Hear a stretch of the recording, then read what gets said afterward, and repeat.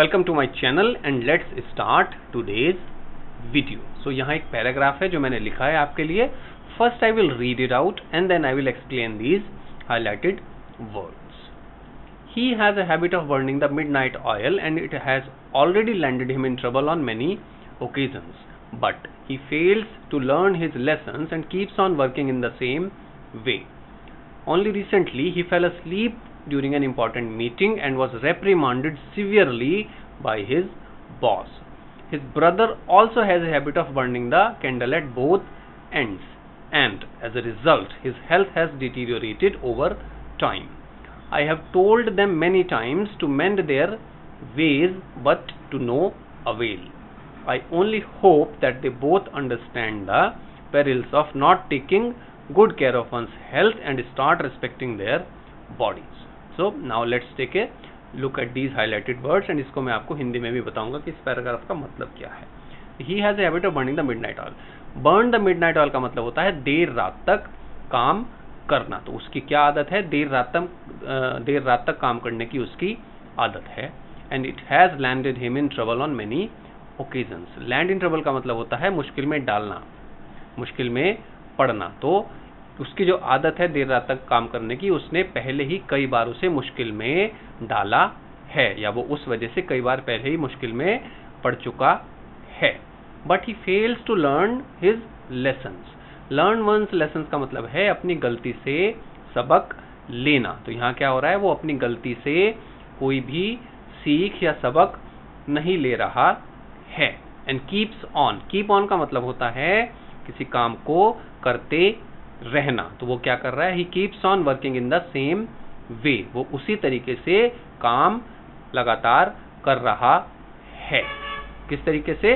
देर रात तक काम करने का जो उसका तरीका है उसी तरह से वो काम लगातार कर रहा है। ओनली रिसेंटली इसका मतलब है हाल ही में। Okay, only recently. He fell asleep. Fell asleep का मतलब होता है सो जाना। तो वो क्या हुआ? He fell asleep during an important meeting. एक इम्पॉर्टेंट मीटिंग में वो सो गया। And was रेप्रीमांडेड। रेप्रीमांड का मतलब होता है बहुत जोरदार किसी को डांटना, डपटना। ठीक है, तो उसको बहुत जोर से डांट पड़ी। And was reprimanded severely. Severely का मतलब हो गया बहुत ज्यादा, रेप्रीमांड का मतलब हो गया डांटना। सीवियरली क्या है? एक एडवर्ब है। ठीक है, तो डांट का क्या तरीका था वहां? ये जो वर्ड है सीवियरली, वो डांट के तरीके को, वर्ब को यहाँ पे डिस्क्राइब कर रहा है। ठीक है, रेप्रीमांडेड सीवियरली, उसको बहुत जोर से डांट पड़ी। किससे? By his boss. Okay. His brother also has a habit of burning the candle at both ends. ये भी एक इडियम है। इसका मतलब है दिन रात काम करना और जो एनफ आपको जो रेस्ट चाहिए इतना काम करने के बाद वो ना लेना। ठीक है, तो ये दो इडियम्स हो गए काम को लेकर, बहुत ज्यादा काम को लेकर। पहला है बर्न द मिडनाइट ऑयल, यानी कि देर रात तक काम करना, और दूसरा इडियम है burn the candle at both ends, यानी कि दिन रात बहुत ज्यादा काम करना और फिर आराम भी ना करना। तो ऐसा करने से क्या हुआ है? And as a result his health has deteriorated.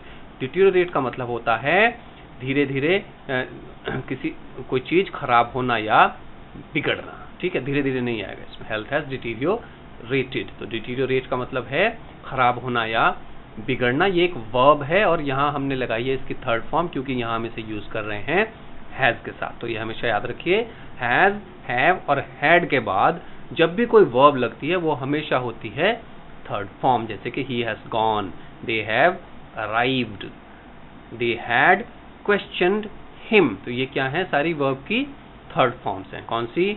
arrived, questioned, gone, come, written, drunk। तो has, have, had के बाद हमेशा वर्ब की थर्ड फॉर्म लगती है। अगर ये नेगेटिव में होगा has not, have not and had not, तब भी वहां वर्ब की हमेशा लगेगी थर्ड फॉर्म। तो याद रखिए ग्रामर के रूल हैं।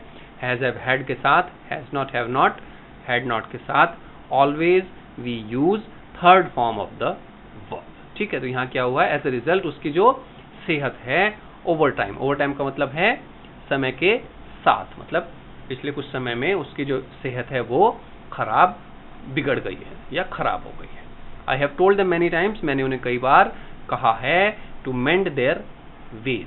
मेंड वंस वेज का मतलब होता है अपने आप को सुधारना, या आप जो काम कर रहे हैं, जिस तरीके से कर रहे हैं, उसमें सुधार लाना। तो मेंड वंस वेज, वंस की जगह हम कोई भी यहाँ पे प्रोनाउन यूज कर सकते हैं। तो हम यहाँ बोल रहे हैं मेंड देयर वेज, उनके तरीके को सुधारने के लिए। मेंड अगर हम किसी और के लिए बोले, हिज के लिए बोलेंगे तो यहाँ हिज लगा देंगे, हर लगा सकते हैं, ठीक है। तो ये इस तरह से हम यहाँ प्रोनाउन इसमें चेंज कर सकते हैं। जहाँ भी इस तरह से कहीं लिखा होगा लर्न वंस लेसन्स, तो ये वंस को हम प्रोनाउन से रिप्लेस कर सकते हैं। जैसे यहाँ हमने किया, लैंड के बाद लगाया हिम, ठीक है, एंड सॉरी लर्न के बाद लगाया his.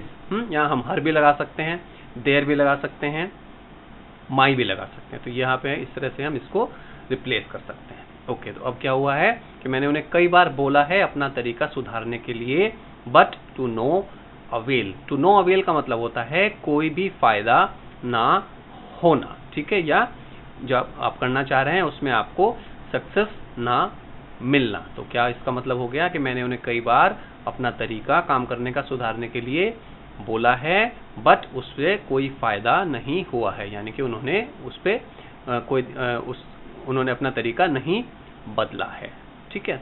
To no avail. I only hope, मैं बस यही उम्मीद करता हूँ कि that they both understand the perils. Peril होते हैं जोखिम या खतरे। तो यहाँ मैं क्या होप कर रहा हूँ, that perils of not taking good care of one's health, ठीक है, कि अगर आप अपनी सेहत का अच्छे से ध्यान नहीं रखेंगे, उसका जो जोखिम है या जो उसका जो डेंजर है वो समझ जाएंगे, और they start respecting their bodies, यानी कि उनका जो शरीर है, उनकी जो बॉडी है, उसको वो रेस्पेक्ट, यानी कि उसके हिसाब से वो काम करना शुरू। रेस्पेक्टिंग देयर बॉडीज का मतलब हो गया कि बॉडी के हिसाब से अपने शरीर का को इस्तेमाल करना। तो मैं क्या होप कर रहा हूँ कि they both understand the perils of not taking good care of one's health. अपनी जो सेहत है उसका सही से ध्यान न रखने का क्या खतरा या जोखिम हो सकता है, और वो ये समझ जाएंगे और अपनी बॉडीज को रिस्पेक्ट करना शुरू करेंगे, राइट। तो इस पैराग्राफ में जो हाईलाइटेड वर्ड्स हैं उनका एक रिकैप कर लेते हैं। बर्न द मिडनाइट ऑयल, देर रात तक काम करना। लैंड इन ट्रबल, मुश्किल में पड़ना या मुश्किल में डालना। लर्न वंस लेसन्स का मतलब है सबक लेना। कीप ऑन मतलब करते रहना। फेल asleep, सो गया। फॉल asleep, सोता है। रेप्रीमांड का मतलब होता है डांटना, डपटना। Burn the candle at both ends, ये भी एक इडियम है, इसका मतलब है दिन रात काम करना और उसके बाद आराम ना करना। डिटीरियोरेट एक वर्ब है जिसका मतलब होता है बिगड़ना या खराब होना। ओवर टाइम, दौरान, उस अवधि के दौरान। मेंड वंस वेज का मतलब है अपने तरीके सुधारना। टू नो अवेल, कोई फायदा ना होना या सक्सेस ना मिलना। एंड पेरिल्स का मतलब है जोखिम या खतरा, right. Okay, I hope this helps you in learning these new words and also in improving your this vocabulary. Okay, thank you so much for watching and bye bye for now.